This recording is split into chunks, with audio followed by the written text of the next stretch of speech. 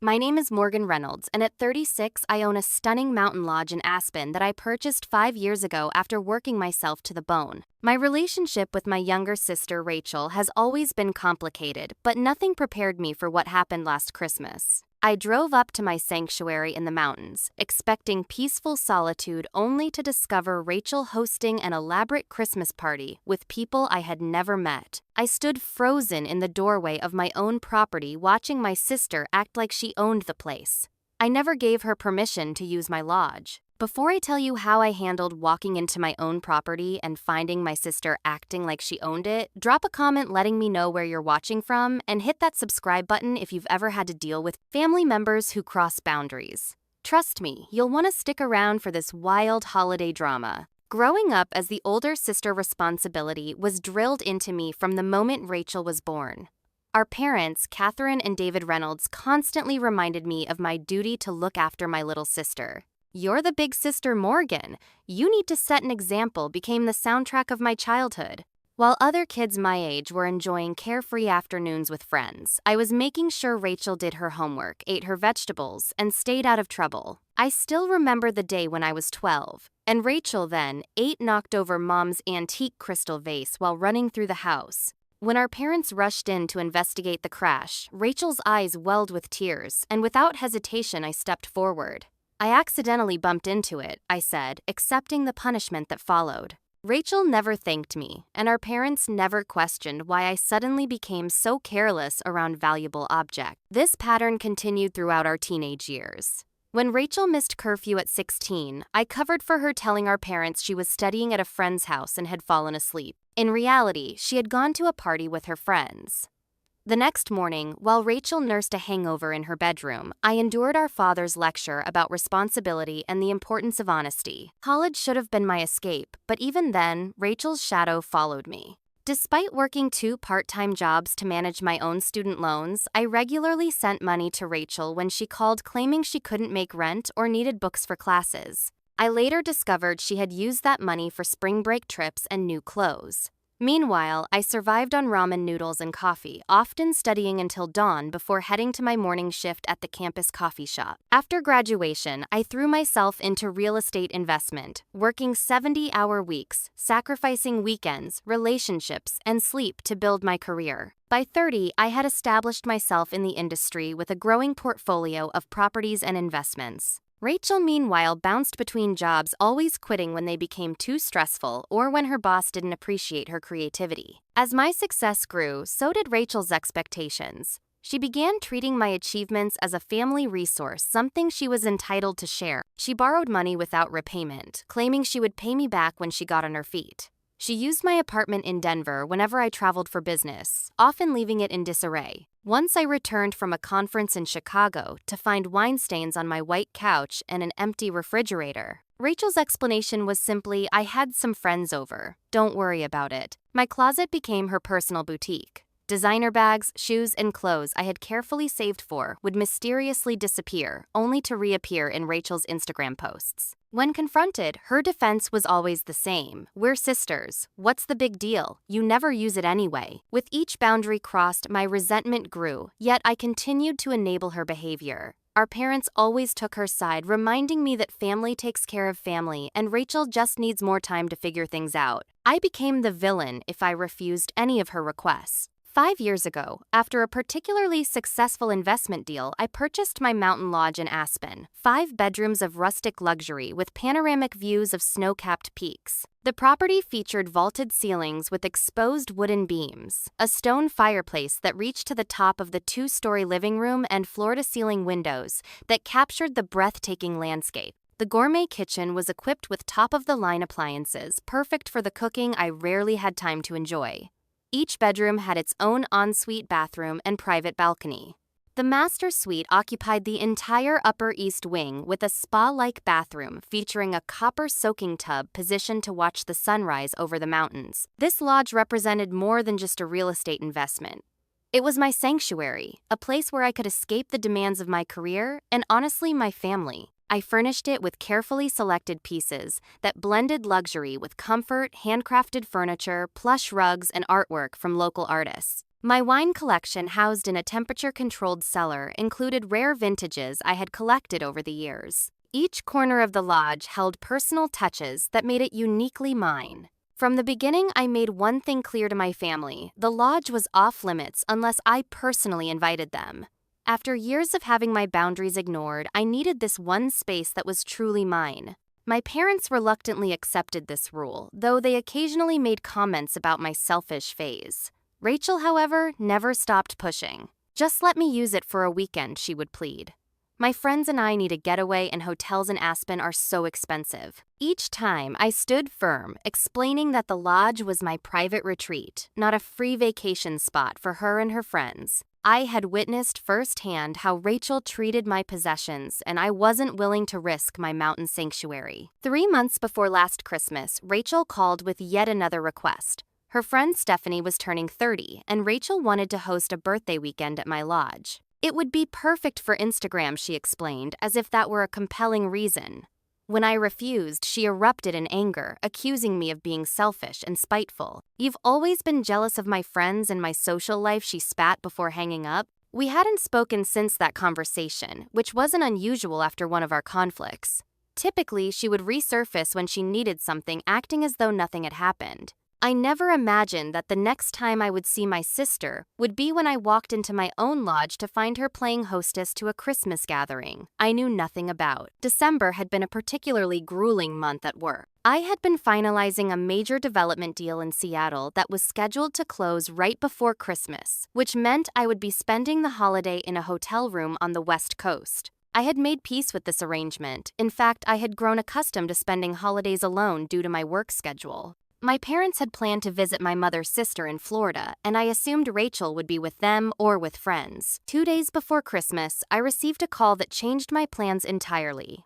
The Seattle deal had hit an unexpected snag, with the environmental impact assessment pushing the closing date to mid-January. Suddenly, I found myself with an unplanned holiday break, something that hadn't happened in years. After the initial disappointment of the delayed deal faded, I realized this was an opportunity to enjoy my mountain lodge during the most magical time of year. I rarely had the chance to spend Christmas there, and the thought of a peaceful holiday surrounded by snow-covered peaks was instantly appealing. I could catch up on reading, enjoy long soaks in the copper tub, and finally open that bottle of Chateau Margaux I'd been saving for a special occasion. I packed quickly, throwing warm clothes, a few books, and my laptop into a suitcase. The drive from Denver to Aspen normally took around 4 hours, but the heavy December snow added another hour to the journey. I didn't mind.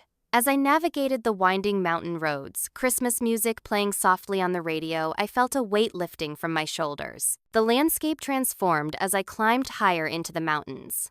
Denver's urban sprawl gave way to small towns decorated with holiday lights, then to vast stretches of untouched wilderness. Pine trees bent under blankets of snow, creating a winter wonderland straight out of a postcard. The afternoon sun cast a golden glow over the white landscape, making the snow sparkle like diamonds. As I approached the final turn to my property, the narrow road winding through a dense section of forest before opening to the clearing where my lodge stood, I noticed something unusual: tire tracks in the fresh snow, not just one set but several. My heart rate quickened. Had someone broken in? It wouldn't be the first time a vacant property in the area had been targeted. Rounding the final bend, my suspicions grew as I saw the driveway filled with cars, a sleek black Range Rover. I didn't recognize a red Tesla, and several other luxury vehicles. The windows of my lodge glowed with warm light, and I could see movement inside. This was definitely not a standard break-in. I parked my car behind the others, blocking them in, and sat for a moment gathering my thoughts. Perhaps the property management company had made a mistake and double-booked the lodge, but I hadn't listed it for rental. I had been explicit about keeping it private. With growing unease, I approached my own front door. I could hear music now, Christmas classics, and the murmur of conversation punctuated by laughter. The scent of roasting turkey and cinnamon drifted through the air. Someone was clearly hosting a Christmas gathering in my lodge. I used my key to open the door, half expecting to find strangers who would be embarrassed by the mix-up. Instead, I stepped into a scene that momentarily made me question my sanity. My usually minimalist lodge had been transformed into a Christmas spectacle. An enormous pine tree dominated the corner by the fireplace, decorated with ornaments I had never seen before. Garlands draped across the mantel intertwined with twinkling lights. The dining table was set with unfamiliar china,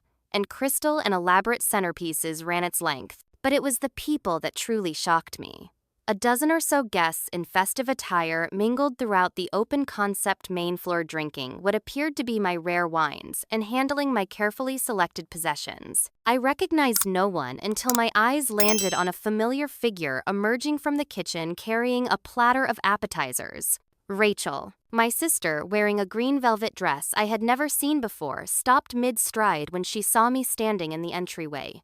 The color drained from her face, and the room gradually fell silent as others noticed the tension. Among the guests, I spotted Tyler, Rachel's boyfriend of 2 years, whom I had met only a handful of times and instantly disliked for his condescending attitude. Beside him stood Stephanie, Rachel's best friend since college, who had always treated me with barely disguised disdain. For a long moment, no one spoke.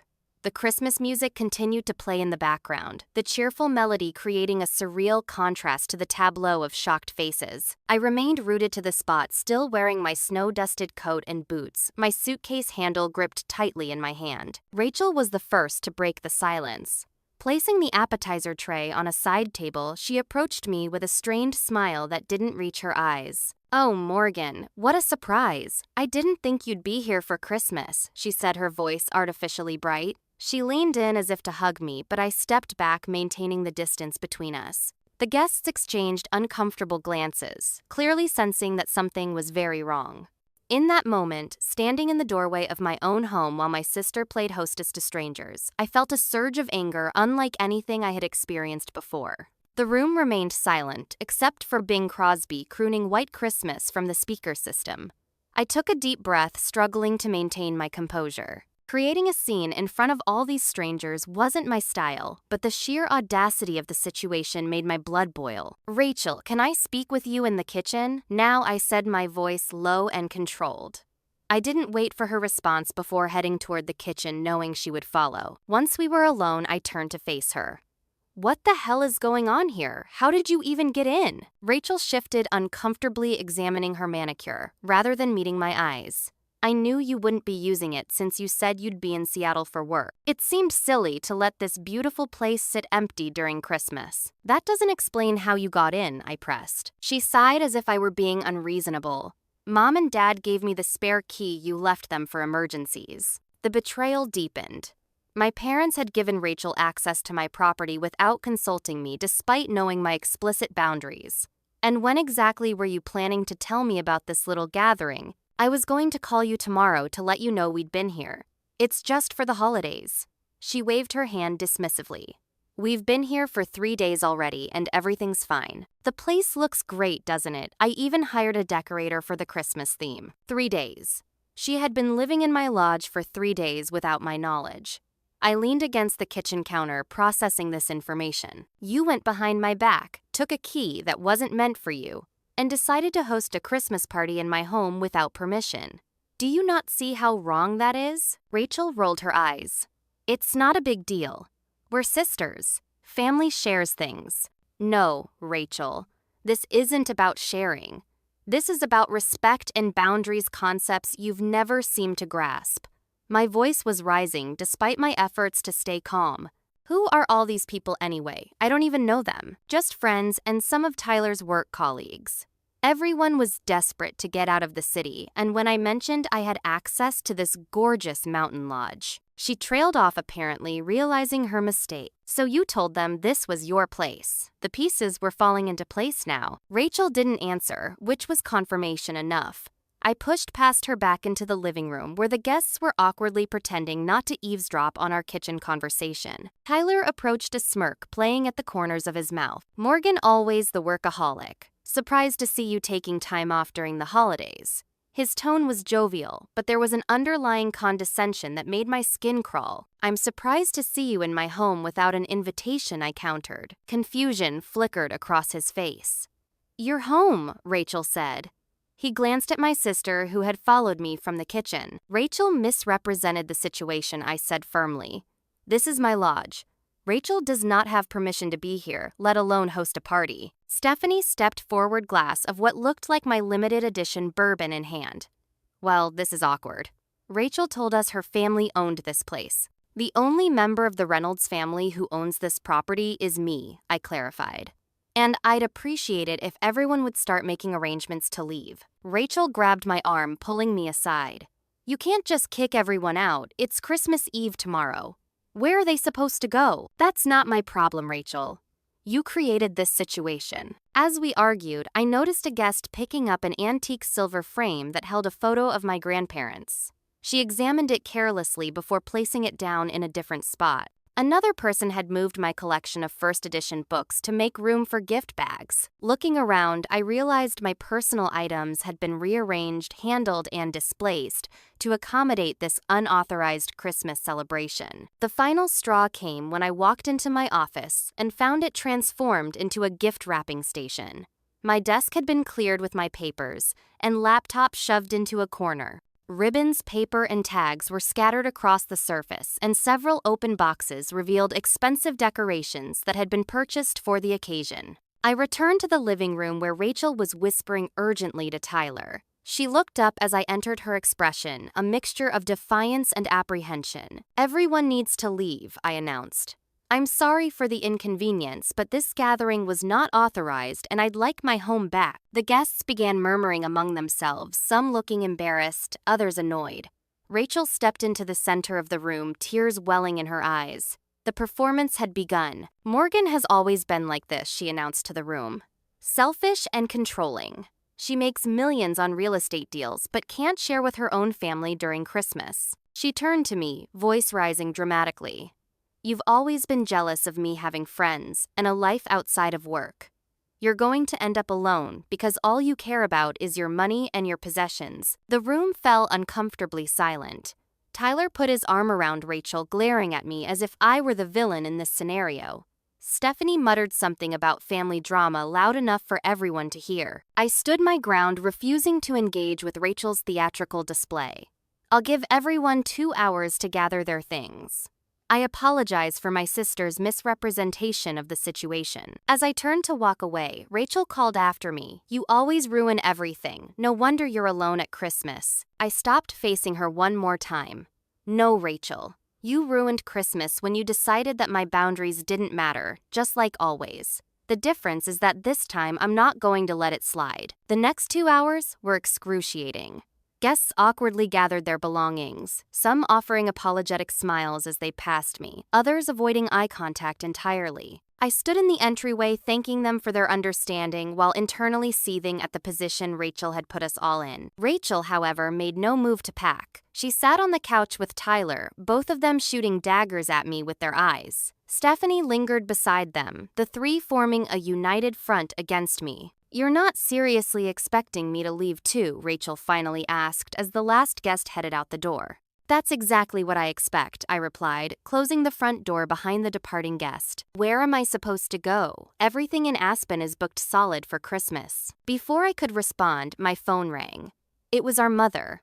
I hesitated before answering, already anticipating whose side she would take. Morgan, what's going on? Rachel says. You're throwing her out into the cold on Christmas Eve. My mother's voice was shrill with indignation. Mom Rachel broke into my lodge and has been hosting a party here for days without my knowledge or permission. I tried to keep my voice level.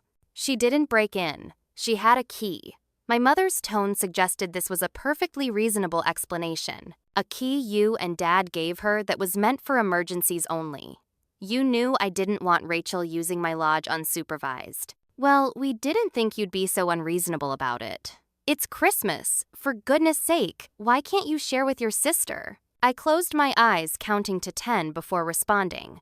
Did Rachel tell you she was planning to use my lodge before she took the key? A brief hesitation. She mentioned you had given her permission to use it for the holidays, which was a lie. I never gave permission. In fact, I explicitly refused when she asked to use it for her friend's birthday 3 months ago. Well, what's done is done. Can't you be the bigger person here? Let her stay for Christmas and you can sort it out afterward. The familiar pressure to accommodate Rachel to be the reasonable one to sacrifice my own boundaries for family peace washed over me. For a moment, I almost gave in as I had countless times before. Then I looked around my lodge, my sanctuary, and noticed new issues. Wine stains on my cream-colored rug. Candle wax dripped onto the reclaimed wood coffee table. An empty bottle of my 1,982 Bordeaux, worth over $1,000 discarded carelessly in the recycling bin. No, Mom. Not this time. Rachel needs to leave. I ended the call despite my mother's protests and headed upstairs to assess the damage to the rest of my home. What I found made my blood pressure skyrocket. My master bedroom, my private space, had clearly been used by Rachel and Tyler. Their clothes were strewn across my bed, their toiletries scattered across my bathroom counter. My personal items had been shoved into drawers to make room for their things. The copper-soaking tub I had been dreaming about was filled with cold water and rose petals abandoned after use without being drained or cleaned. In the guest bedrooms, the situation was no better. Damp towels lay on beds, makeup stained the custom linens, and in one room, cigarette butts filled a water glass despite my strict no-smoking policy. The smell of stale smoke hung in the air, embedded in the curtains and bedding. I returned downstairs, fury building with each step. Rachel, Tyler, and Stephanie had migrated to the kitchen where they were helping themselves to more of my wine. "You've been smoking in my house," I said, my voice dangerously calm. "Not me," Rachel replied quickly. "Some of Tyler's work friends. I told them to go outside, but it was snowing so hard. You let people smoke in my house because it was inconvenient for them to follow my rules." I wasn't asking a question. Tyler set down his wine glass with an exaggerated sigh. "Look, Morgan, you need to lighten up." So a few people smoked inside. "So what, the place doesn't smell that bad? It's not your place to decide what rules apply in my home," I snapped. "God, you're uptight," he muttered, sharing a look with Stephanie that said they'd had this conversation about me before. Stephanie, emboldened by the wine, and Tyler's support, chimed in. "You know, Rachel always says you're controlling, but I thought she was exaggerating." Now I see she was right. I ignored her, focusing on my sister. "Rachel, I want you all out within the hour. I'm not discussing this further." Rachel's phone buzzed with an incoming call. She glanced at it, then answered with forced cheerfulness. "Hi, Daddy. Yes, she's still being unreasonable." She handed me the phone. "Dad wants to talk to you." My father's voice was stern. "Morgan, your mother is very upset. I don't understand why you can't work this out with your sister. It's Christmas. Dad, Rachel lied to you. She never had permission to use my lodge. She's damaged my property, let people smoke inside, and has been using my master bedroom and personal items without consent. I'm sure she'll clean up before she leaves. Can't you just share the place for the holidays? There are 5 bedrooms, for heaven's sake." The pressure from all sides was mounting. Rachel watching with smug expectation. Tyler and Stephanie exchanging knowing glances. My father's disappointment radiating through the phone. The familiar weight of family expectations threatened to crush my resolve. Then, Rachel sealed her fate. "By the way," she said loudly enough for our father to hear, "I've invited everyone back for New Year's Eve. I told them we'd do a big countdown party with champagne and fireworks on the deck." I stared at her in disbelief. "You did what?" She shrugged. "Several of Tyler's colleagues are staying in Aspen through January anyway. I figured we'd just keep the holiday spirit going." In that moment, something inside me snapped. The lifetime of giving in, of being the reasonable one, of sacrificing my boundaries for Rachel's wants came to an abrupt end. "Dad, I have to go." I ended the call and faced my sister directly. "Not only are you leaving today, but you will never be allowed unsupervised access to any of my properties again." Rachel laughed, not taking me seriously. "Whatever, Morgan. You'll calm down eventually. You always do." I walked to my office, returning with my laptop. Opening my browser, I navigated to Instagram and turned the screen toward Rachel. There on her account were dozens of photos of my lodge. Rachel posing by the fireplace. Rachel and Tyler in the hot tub on my deck.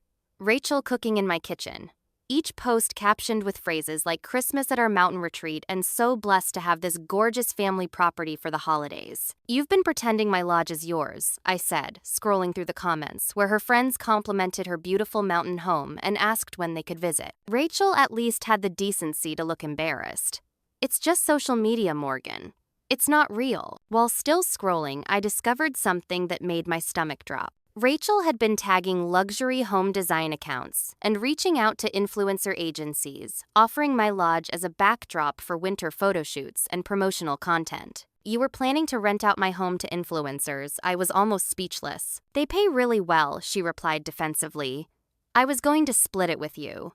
Eventually, as the full extent of Rachel's betrayal became clear, Tyler decided to intervene. He placed an arm around my shoulders, speaking in a patronizing tone. Morgan, you're obviously stressed from work. Why don't you take a few days in Denver to decompress? We've got everything under control here, and we'll make sure the place is spotless when we leave after New Year's. I shrugged his arm off. That's not happening, Tyler. All of you are leaving today. Come on, he persisted, his voice taking on an edge.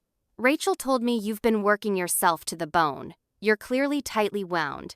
You need to loosen up a bit, learn to share. This isn't about sharing. It's about respect. Respect, Rachel interjected with a bitter laugh. That's rich coming from you. You have so much, Morgan. A successful career, this incredible lodge, more money than you know what to do with. Meanwhile, I'm struggling to make rent each month.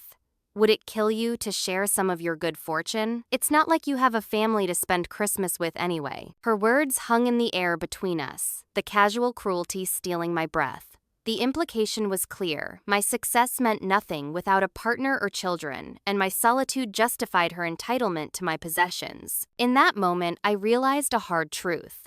Rachel would never change as long as I continued enabling her behavior. And my parents would never stop pressuring me to give in to her demands. Rachel, I'm going upstairs to check the rest of the house. When I come back down, I expect you to be packing. If you're not, I'm calling the police and reporting you for trespassing. Her eyes widened in disbelief. You wouldn't dare. I met her chaza steadily.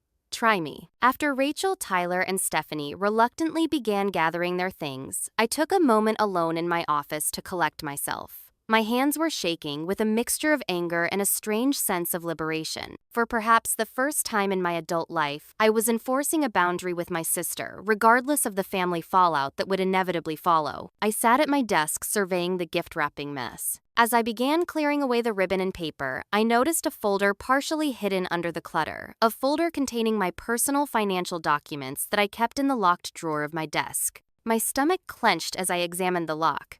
It had been forced open, the wood splintered around the keyhole. Inside the folder, my recent bank statements and investment portfolios had clearly been examined. Several pages had small notations in handwriting I recognized as Rachel's. Next to my recent bonus figure was written Christmas loan with a question mark. Beside it, a figure $25,000. The realization hit me like a physical blow. This wasn't just about Rachel wanting a place to host Christmas. She had been planning to ask me for money, a substantial loan that based on history would never be repaid. The Christmas gathering was merely the backdrop for her real agenda access to my finances.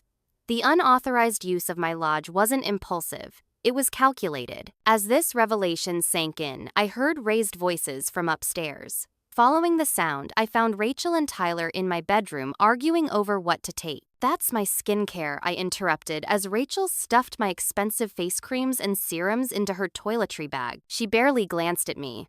You have duplicates in your Denver apartment. I checked last time I stayed there. That's not the point. They're mine. God, you're petty, she muttered, reluctantly removing one or two items but keeping the rest. I was about to protest further when I noticed Tyler examining my jewelry box, which had been moved from its usual hiding place in my closet safe. Put that down, I demanded. He raised his eyebrows innocently. Just admiring your collection. Rachel mentioned you have some vintage pieces. A cold feeling spread through me. Rachel, how did you know about my vintage jewelry? I never showed it to you. She avoided my eyes. Mom might have mentioned it. Another lie. Our mother didn't know about that collection either. The only way Rachel could have known was by searching my safe, a safe whose combination was my birth date, admittedly not the most secure choice. I grabbed the jewelry box from Tyler's hands and opened it mentally, cataloging the contents. Everything appeared to be there, but the violation of privacy left me feeling sick. I found your financial documents, I said quietly. And your note about a Christmas loan. Rachel's expression hardened. So what family helps family?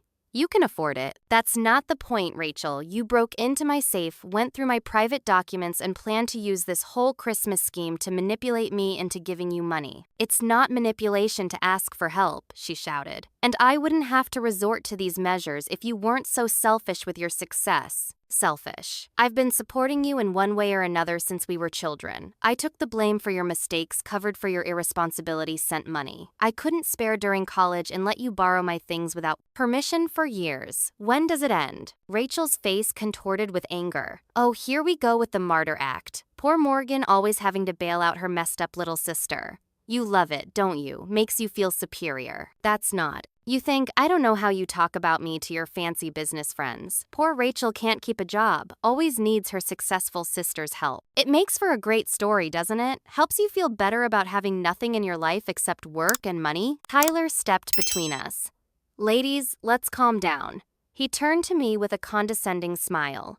Morgan, I understand you're upset about the surprise visit.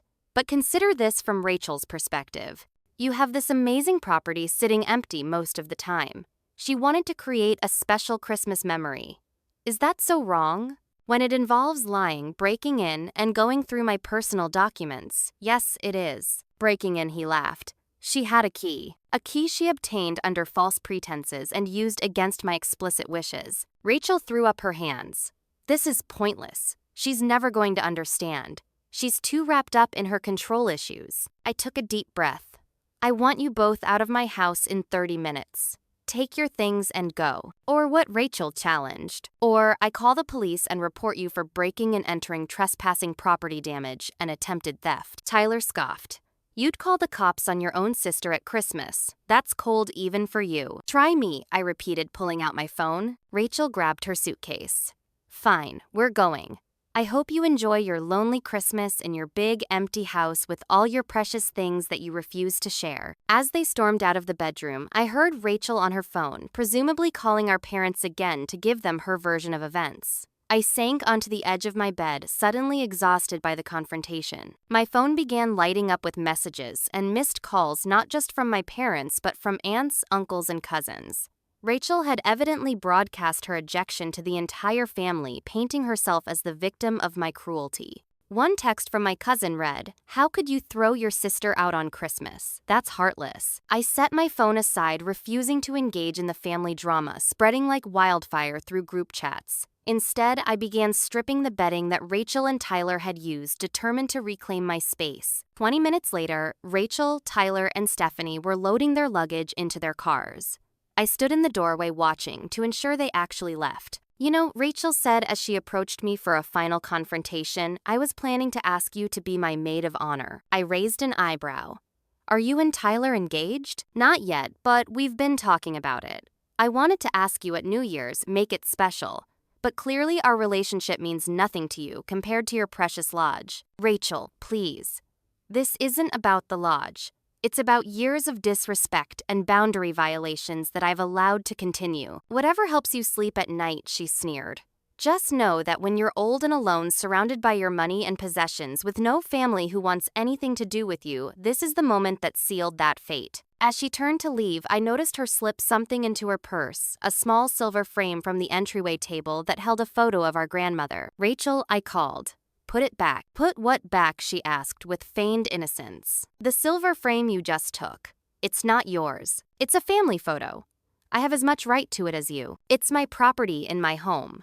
Put it back or I'm calling the police right now. Rachel's face flushed with anger. You'd call the cops over a stupid picture frame. Are you serious? Dead serious.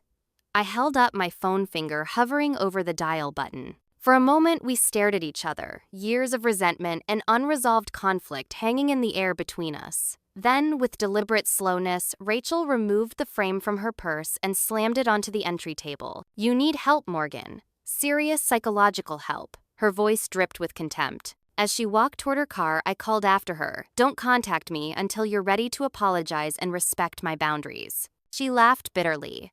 Don't worry. I'm done trying with you. Tyler gave me one last disapproving look as he started the Range Rover. Rachel climbed in beside him and Stephanie got into her Tesla. As they drove away, I noticed several other vehicles following them. Apparently, some of the guests had been waiting nearby, hoping the situation would resolve and the party would continue. I closed the door, finally alone in my own home, and burst into tears. The silence that fell over the lodge after Rachel's departure was both a relief and a stark reminder of my aloneness. It was now officially Christmas Eve, and instead of the peaceful holiday retreat I had anticipated, I found myself standing amid the wreckage of my sister's unauthorized Christmas celebration. Empty wine bottles cluttered the kitchen counter. Half-eaten appetizers sat abandoned on trays. The enormous Christmas tree Rachel had installed dominated the living room, its lights still twinkling merrily oblivious to the drama that had unfolded beneath its branches. I moved through the space like a ghost, collecting glasses, straightening furniture, and assessing damage. The smoke smell from the guest room would require professional cleaning. The wine stains on the rug might be permanent. The scratches on my antique dining table from careless placement of hot dishes would need restoration. But the physical damage, though upsetting, paled in comparison to the emotional devastation. My phone continued to buzz with messages from family members, each more accusatory than the last. From my mother, "I can't believe you would do this to your sister. Call me immediately." From my father, "Your mother is in tears. Fix this, Morgan." From various aunts and cousins, family should come first. "It's Christmas, for heaven's sake. How could you be so cold?" Not one message asked for my side of the story. Not one person considered that Rachel might have been in the wrong. The narrative had been established. Morgan, the cold-hearted, successful sister, had cruelly ejected poor Rachel from the family lodge at Christmas out of selfishness and spite. I turned off my phone, unable to bear the onslaught of judgment from people who hadn't witnessed Rachel's invasion of my privacy or her years of boundary violations. As I methodically cleaned, trying to reclaim my space, the emotional weight of the confrontation hit me in waves. Tears streamed down my face as I scrubbed wine stains, collected trash, and restored order to my office. By midnight, exhausted physically and emotionally, I collapsed onto the couch, staring at the Christmas tree I hadn't wanted, but now couldn't summon the energy to remove. A knock at the door startled me. For a moment, I feared Rachel had returned with reinforcements, perhaps our parents flown in from Florida to berate me in person. I approached cautiously and peered through the peephole. It wasn't Rachel or my parents. It was Thomas Caldwell, my nearest neighbor, whose cabin was about half a mile down the mountain. In his hands, he held a covered dish and what appeared to be a bottle of wine. I hesitated before opening the door. I must have looked a mess, eyes red from crying, hair disheveled, wearing the same clothes I'd traveled in. "Thomas," I said, forcing a smile as I opened the door. "What brings you by so late?" He looked concerned. "I saw all the commotion earlier, the cars leaving, people looking upset. Wanted to make sure everything was okay. I didn't realize you were coming up for Christmas." Thomas and I had a friendly but distant relationship.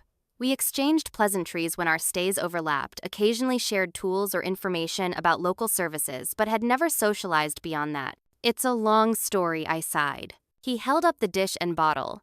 "I've got time, and I brought bourbon bread pudding and a decent Cabernet.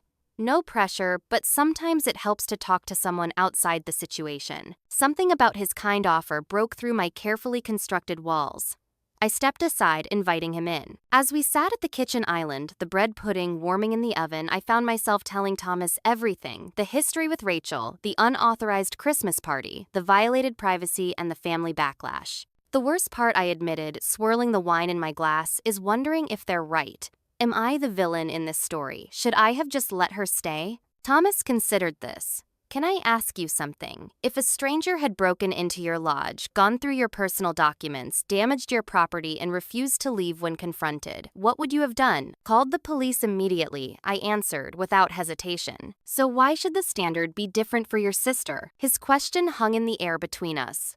"Why, indeed? Because she's family," I said, echoing the refrain I'd heard my entire life. "Being family doesn't grant someone the right to disrespect you or violate your boundaries," Thomas replied. "If anything, family should be held to a higher standard because their actions impact us more deeply." He went on to share his own experience with boundary issues in his family.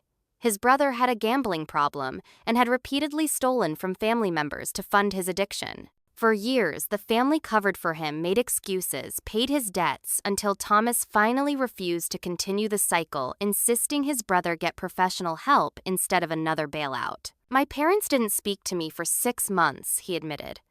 They thought I was abandoning my brother when he needed us most. But eventually, when he hit rock bottom and finally entered a treatment program, he told me that my refusal to enable him was the wake-up call he needed. As we talked into the early hours of Christmas morning, I felt something shift inside me. The crushing weight of family expectations began to lift, replaced by a growing certainty that I had done the right thing, perhaps for the first time in my relationship with Rachel. "Thank you," I told Thomas as he prepared to leave around 2 a.m., for the food, the wine, and mostly for being the first person to actually listen to my side of this. He smiled warmly. "That's what neighbors are for. And for what it's worth, I think you showed remarkable restraint." Many people would have called the police immediately. After he left, I went upstairs to shower and change. As the hot water washed over me, I allowed myself to fully feel the complex emotions of the day, the anger, the hurt, the betrayal, but also a strange sense of empowerment. For the first time, I had stood my ground with Rachel regardless of the fallout. Christmas morning dawned clear and beautiful, the fresh snow glistening in the sunlight. I made myself a cup of coffee and stood on my deck watching the sunrise paint the mountains in shades of pink and gold. I had turned my phone back on to find dozens more messages, including several voicemails from my mother that I couldn't bring myself to listen to yet. Instead, I made a decision. This Christmas would be for me. I would take the day to nurture myself to begin healing from years of emotional manipulation and boundary violations. I turned off my phone again, prepared a simple but delicious breakfast, and settled by the fire with a book I'd been wanting to read for months. The path forward wouldn't be easy. Generations of family dynamics don't change overnight. But as I sat in the peaceful quiet of my reclaimed space, I knew that something fundamental had shifted. And despite being physically alone on Christmas, I felt more at peace than I had in years. 1 week after the Christmas confrontation, I sat in a quiet cafe in Denver, steeling myself for the conversation to come. My parents had returned from Florida the previous day, and after several tense phone calls, we had agreed to meet on neutral ground to discuss what they were calling the Rachel situation. I had spent the intervening days in a strange mixture of peace and anxiety. The peace came from my newly enforced boundaries. Rachel had not attempted to contact me since her dramatic departure, and the quiet days at the lodge had been healing. The anxiety stemmed from knowing this respite was temporary. Sooner or later, I would have to face the family fallout from my decision. Thomas had checked on me several times, even inviting me to a small New Year's gathering at his cabin with a few local friends. His support had been unexpected, but deeply appreciated, a reminder that not all relationships had to be as complicated and draining as those in my family. I spotted my parents entering the cafe, their expressions somber. My mother's eyes were puffy from crying, and my father looked tired and drawn. They had aged in the weeks since I'd last seen them, the weight of family conflict etched into the lines on their faces. After stiff greetings and ordering coffee, we sat in uncomfortable silence, no one quite knowing how to begin. Finally, my father cleared his throat. "Morgan, your mother and I have been very upset by what happened at Christmas. I understand that," I replied carefully. "But I'm hoping you're willing to hear my side of the story now." My mother's expression tightened. "Rachel told us everything. How you burst in and demanded everyone leave immediately. On Christmas Eve, Morgan people had nowhere to go." I took a deep breath. "May I show you something before we continue this conversation?" I pulled out my tablet and opened a folder of photos I had taken after Rachel's departure. The wine stains, the cigarette burns, the damaged furniture. I included screenshots of Rachel's Instagram posts, claiming my lodge as her own, and photos of my broken desk drawer, and the financial documents with Rachel's notations. My parents looked increasingly uncomfortable as they swiped through the evidence. "Rachel told us you had given her permission to use the lodge," my father said, his certainty wavering. "I never did. In fact, I explicitly refused when she asked to use it for her friend's birthday 3 months ago. But she said, 'She lied, Dad.' And this isn't about the lodge. It's about a pattern that's existed our entire lives." I took a steadying breath. "I love Rachel, but she doesn't respect my boundaries, and both of you have enabled that behavior." My mother bristled. "That's not fair, Morgan. We've always encouraged both our girls to share and support each other." "No, Mom. You've always encouraged me to share and support Rachel. The expectation has never gone both ways. What followed was perhaps the most honest conversation I'd ever had with my parent. I detailed the years of one-sided expectations, the financial support I'd provided Rachel without acknowledgement, the personal items borrowed without permission and returned damaged or not at all. I explained how my boundary setting was always portrayed as selfishness, while Rachel's disregard for those boundaries was excused as her being free-spirited or just needing help. To my surprise, my father was the first to show signs of understanding. "I never realized how much you've been supporting your sister financially," he admitted. "We thought you both were doing well in your own ways." "Rachel tells people what they want to hear," I explained gently. "She told you she had my permission for the lodge because she knew you wouldn't question it. She tells her friends I'm controlling and selfish because it's easier than admitting she takes advantage of my success." My mother dabbed at her eyes with a tissue. "She's always been more fragile than you, Morgan. You've always been the strong one. Being strong doesn't mean I should be taken advantage of, Mom. And treating Rachel like she's incapable of standing on her own 2 feet isn't helping her. It's infantilizing her." By the end of our 2-hour conversation, we hadn't resolved everything, but I felt we had made progress. My parents reluctantly agreed that Rachel's behavior at the lodge had been inappropriate, though my mother still believed I could have handled it more diplomatically. More importantly, they began to see how their different expectations for their daughters had contributed to the dynamic between Rachel and me. "We need to establish some new boundaries," I told them as our meeting concluded.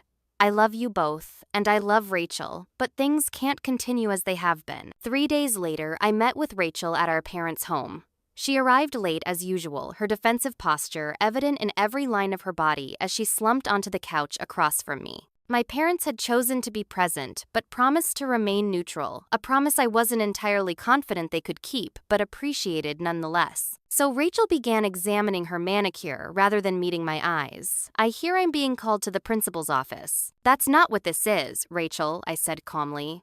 "This is a conversation between adults about boundaries and mutual respect." She rolled her eyes. "Fine.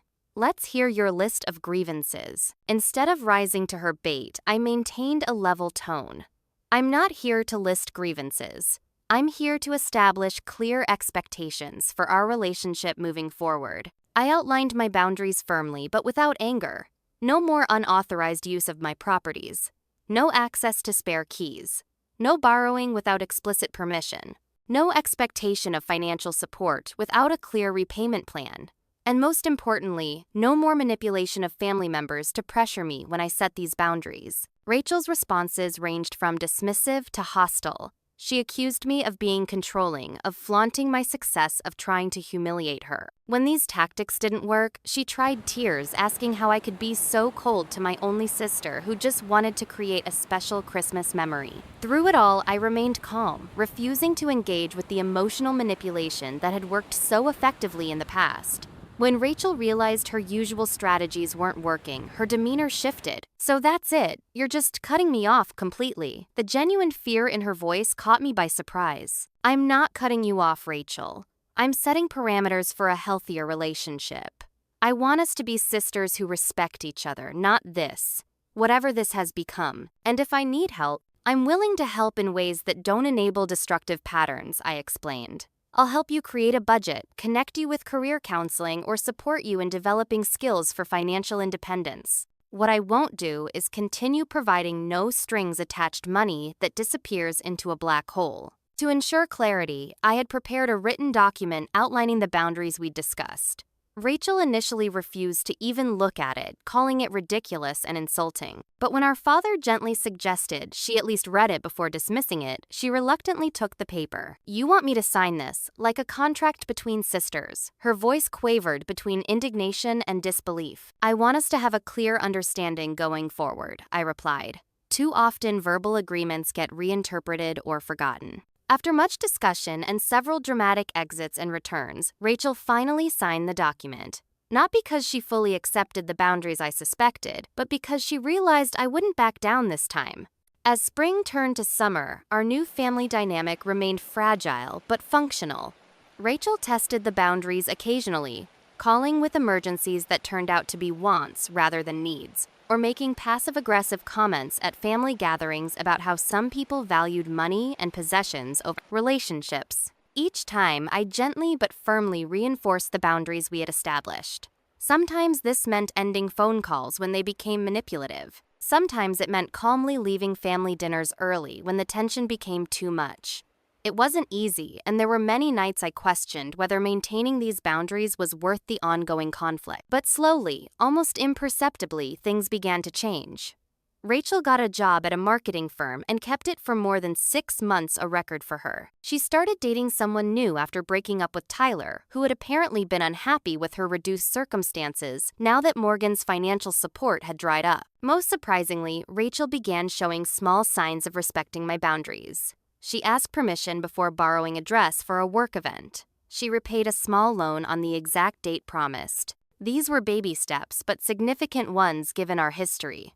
My relationship with my parents improved as well, though my mother still occasionally slipped into old patterns of expecting me to be understanding when Rachel faltered. My father, however, had become an unexpected ally, often recognizing and interrupting these dynamics before they could escalate. By the time autumn arrived, bringing with it thoughts of another holiday season, I felt cautiously optimistic about our family's progress. The healing wasn't complete. Years of entrenched patterns couldn't be resolved in a few months. But we were moving in the right direction, one boundary at a time. 1 year after the Christmas confrontation at my lodge, I stood in the kitchen preparing appetizers for the small gathering I was hosting. Through the large windows, I could see fresh snow falling, blanketing the mountains in pristine white. The scene was peaceful, serene, much like my internal state after a year of maintaining boundaries and rebuilding relationships. The past 12 months had been challenging but transformative. Each time I enforced a boundary, it became slightly easier, like a muscle strengthening with repeated use. There had been setbacks, of course. Rachel's initial compliance with our agreement had given way to creative attempts to circumvent the rules without technically breaking them. Each attempt had been met with consistent reinforcement of the boundaries we'd established, sometimes requiring difficult conversations and periods of distance. My parents had struggled to adjust to the new dynamic. My mother, in particular, found it difficult to stop playing mediator between her daughters. Old habits of calling me to fix situations with Rachel died hard, but with gentle persistence, I helped them understand that their intervention often hindered rather than helped our sister relationship. The most unexpected development of the year had been my relationship with Thomas. What began as neighborly support during a crisis had evolved into friendship and eventually into something deeper. His understanding of family boundary issues born from his own experience had provided invaluable support during the difficult months of adjustment. Now, as I prepared for this Christmas gathering, I smiled at the thought of him arriving soon, bringing the special bread pudding that had become something of a tradition between us. The doorbell rang, pulling me from my reflections. Thomas stood on the porch, snow dusting his shoulders and hair dessert in hand, and a warm smile on his face. "Merry Christmas," he said, brushing a light kiss across my cheek as he entered. "Everything looks beautiful." The lodge was decorated for the holidays, but unlike Rachel's over-the-top display the previous year, I had opted for subtle elegance, natural greenery, soft white lights, and handcrafted ornaments from local artisans. The space reflected my personal taste rather than Instagram-worthy extravagance. "Thanks for coming early to help," I said, taking the dessert from him. The others should be arriving in about an hour. Others included a few close friends from Denver and 2 couples from nearby properties whom I'd gotten to know over the year. Notably absent were my parents, who had decided to spend Christmas in Florida again, though we had plans for a family gathering in the new year. Also invited, somewhat surprisingly, was Rachel. The decision to include her hadn't been easy. Our relationship remained a work in progress, with moments of genuine connection interspersed with old patterns trying to reassert themselves. But she had shown consistent improvement over recent months, taking responsibility for her actions and respecting the boundaries I'd established. The most significant change had come 3 months earlier when Rachel had started therapy. Initially motivated by a workplace conflict, the sessions had apparently led to some uncomfortable self-reflection about her patterns in other relationships as well. During our last meeting, she had actually apologized not with the performative drama of previous apologies, but with quiet sincerity that acknowledged specific behaviors and their impact. As Thomas and I put the finishing touches on the appetizer platters, I shared my nervousness about Rachel's impending arrival. What if it's too soon? What if she falls back into old patterns? He squeezed my hand reassuringly. Then you'll handle it with the same strength and grace you've shown all year. But give her a chance to show she's changing. The sound of a car pulling into the driveway announced Rachel's arrival.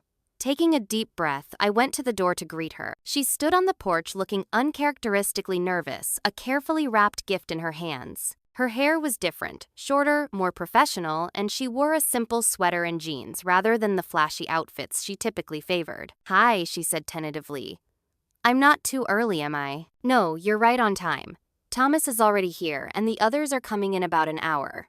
I stepped aside to let her in. She paused in the entryway, her eyes taking in the decorations. "It looks really nice, elegant." There was no hint of criticism in her voice, just genuine appreciation. As she removed her coat, she handed me the gift. "This is for you, and before you worry, I bought it myself. No borrowing from your credit card or raiding your closet." She attempted a smile, but I could see the anxiety behind it, the fear of rejection. "Thank you," I said, accepting the package. "Would you like some wine, or I have that spiced cider you always liked?" "Cider would be great, actually." "I'm, cutting back on the alcohol," therapist's suggestion. This small admission that she was actually taking therapy seriously touched me more than she could know. In the kitchen, Thomas greeted Rachel, warmly helping to ease the initial awkwardness. As we prepared the final dishes together, I observed my sister carefully. She asked before touching anything complimented the food without taking over, and even offered to help clean up later. These might seem like small things, but from Rachel, they represented significant change. When she excused herself to use the restroom, Thomas raised an eyebrow at me. "She seems different." "She does," I agreed cautiously. "Let's see if it lasts through the evening." But as the night progressed and other guests arrived, Rachel continued to surprise me. She engaged warmly with everyone, but didn't dominate conversations as she typically would. She asked questions about others rather than steering topics toward herself. When the discussion turned to New Year's plans, she mentioned a work event she was organizing rather than inviting herself to my lodge or assuming we would spend the holiday together. Most tellingly, when one of my neighbors admired a decorative bowl on the coffee table, commenting on how it matched the lodge's aesthetic perfectly, Rachel didn't claim credit or ownership. Instead, she simply said, "Morgan has amazing taste, doesn't she? She's created such a beautiful space here." Later, as guests gathered around the fire after dinner, I found a moment alone with Rachel in the kitchen as we prepared coffee and dessert. "Thank you for inviting me," she said quietly. "I wasn't sure you would after everything." "I wasn't sure I would either," I admitted, "but I'm glad you came." She nodded, arranging cookies on a platter with unusual care. "I've been doing a lot of thinking this year. About us, about how I've acted, about why." She kept her eyes on the task, avoiding my gaze. "My therapist says I've been compensating for insecurity by taking from you your things, your money, your success. Like I could somehow claim pieces of your life when mine felt insufficient." The vulnerability in her admission caught me off guard. This wasn't the Rachel I knew or thought I knew. "I can't promise I won't mess up again," she continued. "But I'm trying, Morgan. Really trying." "That's all anyone can ask," I replied, surprised to find tears threatening at the corners of my eyes. When we rejoined the group, Thomas caught my eye from across the room, raising a questioning eyebrow. I gave him a small nod and a smile, which he returned with a warm glance that seemed to say, "I told you so." As midnight approached and guests began to depart, I found myself on the deck with Thomas watching the snow fall in companionable silence. Inside, Rachel was helping the last couple gather their belongings, showing no signs of planning to overstay her welcome. "What are you thinking?" Thomas asked, his arm comfortably around my shoulders. I considered the question, looking back at the lodge, my sanctuary now filled with warm memories rather than the painful ones from the previous Christmas. "I'm thinking about boundaries," I replied honestly. "How setting them isn't about keeping people out, but about defining what respect looks like in relationships. And has it been worth it? The difficult year, the family conflict, all of it." I nodded without hesitation. "Absolutely. A year ago, I was successful but exhausted, surrounded by people who took more than they gave. Now, I gestured toward the lodge where Rachel was saying goodbye to the remaining guests with genuine warmth. Now I'm building relationships based on mutual respect rather than obligation or guilt. When the last guest had departed and Rachel had gathered her things to leave, she hugged me briefly but sincerely. "Merry Christmas, Morgan. Thank you for giving me another chance." After she left, Thomas and I sat by the fire enjoying the peaceful aftermath of the gathering. The lodge felt different than it had a year ago when I stood alone amid the wreckage of Rachel's party. Then it had been a space violated. Now it was simply home. You know, Thomas said thoughtfully what happened last Christmas was terrible, but looking back, it might have been necessary. I considered this a catalyst for change. Exactly. Sometimes we need a breaking point to recognize patterns we've been accepting for too long. As I looked around my beautiful lodge, now truly my own, in every sense I realized he was right. That Christmas, when I walked into my own lodge and found my sister hosting like she owned the place, became the catalyst for the most difficult but ultimately most necessary change in my life. What boundaries have you had to set in your relationships? Have you ever had to stand up to family members who weren't respecting your limits? Drop a comment below to share your experience, and don't forget to like and subscribe if this story resonated with you. Thank you for listening to my journey. And remember, setting healthy boundaries isn't selfish, it's necessary for authentic relationships to flourish. Wishing you all the courage to recognize your worth and the strength to protect it.